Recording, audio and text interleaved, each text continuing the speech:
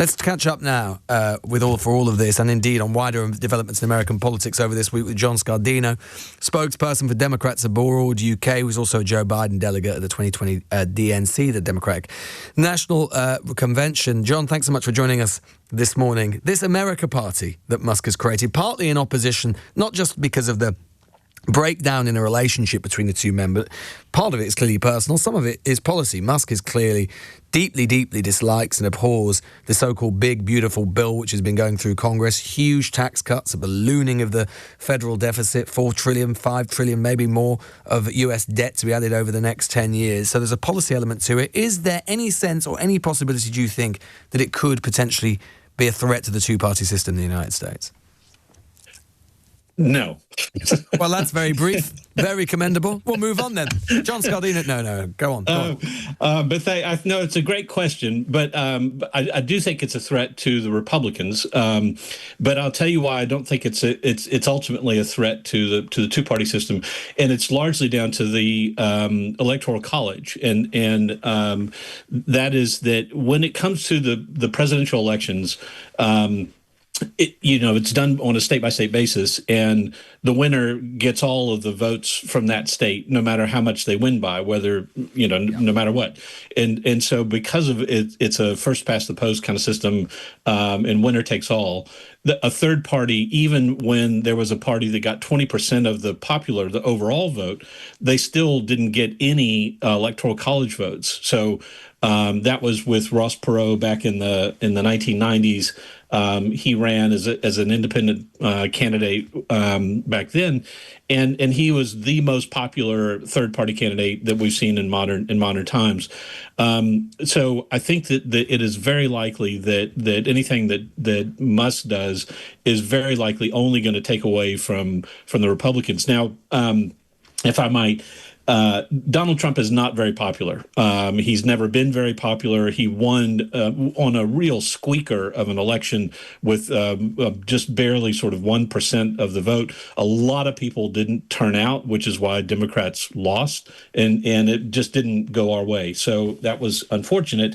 But ever since he's been in office, Trump has been unpopular, and the polls have shown that there are more people that disapprove of him and what he's doing to the economy than approve of him. At the moment, he's running at about 57% disapproval rating, in some cases as high as 60% disapproval. What do you think Musk is up to? What do you think? Do you think that he's serious in any way about creating an alternative, credible political force, or is this just a way to try? And we know that he has various spasms that he sort of does on Twitter from time to time. Is this just the latest iteration of all of that?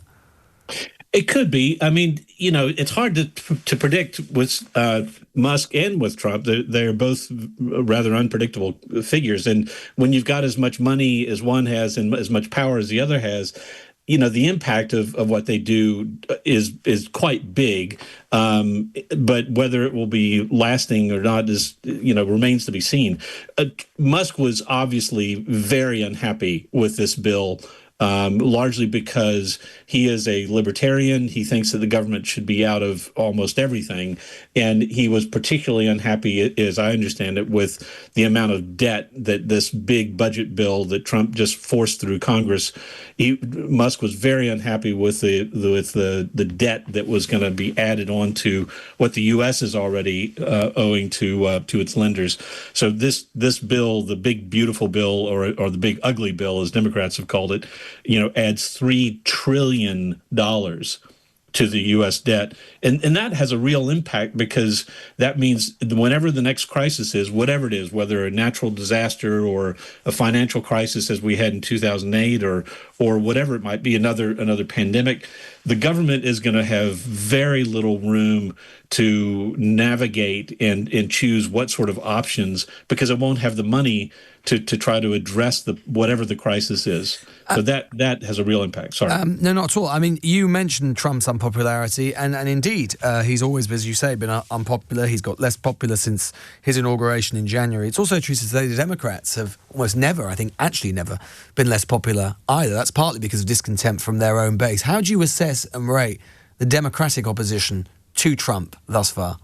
Well, we're in a rebuilding stage. I mean, it's hard right now. I'll be honest with you. It's tough. We don't have essentially a symbolic party leader that everybody knows and rallies behind. We obviously have a chair of the Democratic Party who's doing a good job. He was elected back at the start of the year, and he's rebuilding the party and doing fine. We have midterm elections coming up next year, where all of the House of Representatives are up for reelection and 1/3 of the Senate is up for reelection. And we're hoping that we'll be able to make some real positive gains, potentially take back one or both sides of Congress, either the House or the Senate or both, due to the unpopularity of Trump. But when I was just looking at the polling numbers, before we got together here, and I see that, Biden was a hugely popular president. He did a lot of things that people really approved of, with the economy, with the environment, creating jobs. He wasn't popular by the end, was he? I think it's fair to say. But the problem was, he was not a great candidate. He came in and he said, "I'm going to be a transitional president. I'm going to be a one-term," and then sadly, it didn't go that way, and everybody knows the rest of the story. But so as a candidate, he wasn't very popular, and things didn't go well for Democrats in the last presidential election. But he was a very popular and very successful president in his time. Well, yeah, perhaps to begin with, there is a fissure, though, isn't there? A division at the centre of the Democratic Party about which direction to go in. And it mirrors some of the politics of the UK as well on the left, and what to do on the centre left and the progressive left and the wider socialist left, which is you have people like Bernie Sanders, AOC, Mamdani in New York now joined by, saying that, we need to offer an unrelentingly economic populist message. We need to learn from what Trump has managed to do and the sort of voters that he's connected with. And then you have others who say that, that push to the left is a mistake. Where do you sit on all of that? I do think that we need to be doing a lot of listening, and I think that that's what's going on now. We've been holding town halls, and Democratic members of the House and Senate have been holding town halls across the country, listening to what the voters want. It's interesting because, in contrast to the Republicans have been told by their leadership, no more town halls. Because what they're doing, people are turning up at the Republican town halls and shouting at them and screaming about what's being done. And so the Republican response to that was just, okay, well, we won't have any more town halls. So, it is, these policies are hugely unpopular, as I say, because they're cutting health care, they're cutting a lot of other programs. But we as Democrats we're listening, we're going around the country, and Democrats abroad are also listening. We've been holding town halls and talking to our membership. We just had a huge Independence Day picnic, as we do every year. And this year we had multiple picnics across the UK, in Edinburgh, and in the Midlands and elsewhere, including our annual one in London.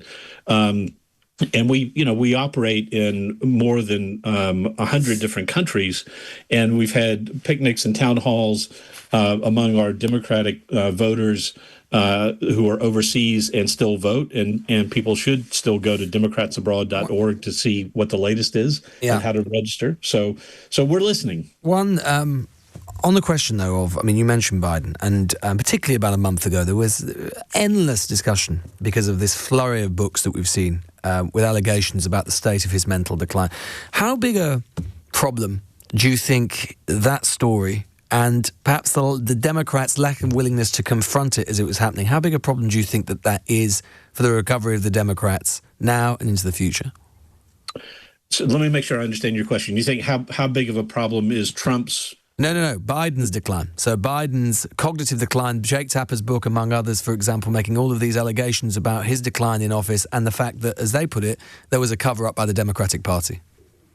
Well, whatever reporting might be done about those last days of the Biden presidency. Well, they say it wasn't just the last days. They say it was pretty much there longer. For 2 years at least. I mean, this is the thing about the U.S. president has to make the decision on his own whether to run or not, and with his people and advisors. But in the party, we don't have a system where there is a committee that appoints or says to the nominee, you need to step aside. So we have to trust in what the leadership is telling us, and I'll be interested. I haven't read the book yet, so I'm sorry I can't reply in detail about it. But I'll be interested to see what other things might come to light. But I think that is part of our rebuilding. Is with this in mind, we need to be listening to our rank and file. We need to be listening to our membership, and we need to be out there actively engaged with them. And I've seen a couple of things from the Democratic National Committee. They're doing a new TV show, for example, that's published on YouTube. It's a short 15-minute daily show talking about what Democrats are doing around the country, and they are soliciting views from Democrats to put on the show.